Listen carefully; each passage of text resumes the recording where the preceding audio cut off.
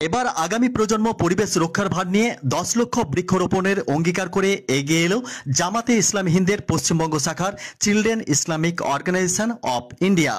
মাটি হাতে স্বপ্ন বোনা, হৃদয়ে ভারত গড়া, এই শিরোনামে নলহাটির লহাপুরে শনিবারের দিন কচিকাঁচাদের নিয়ে অনুষ্ঠিত হলো বৃক্ষরোপণ কর্মসূচি।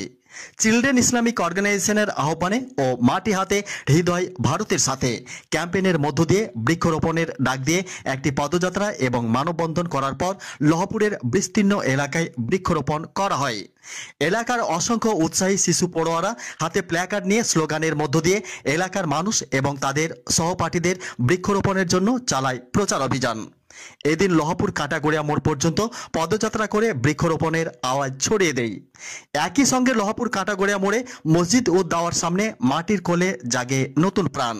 বৃক্ষরোপণ কর্মসূচিতে একে একে বিভিন্ন প্রজাতির চারা রোপণ করে জামাতি ইসলামী হিন্দের শিশু পড়ুয়ারা। চারা গাছের গায়ে জলের ছোঁয়া আর চোখে ভবিষ্যতের স্বপ্ন। অনুষ্ঠান শেষে শিশু পড়ুয়াদের চোখে মুখে ছিল গর্ব আর আত্মবিশ্বাসে ভরা এক প্রাণবন্ত উৎসাহ।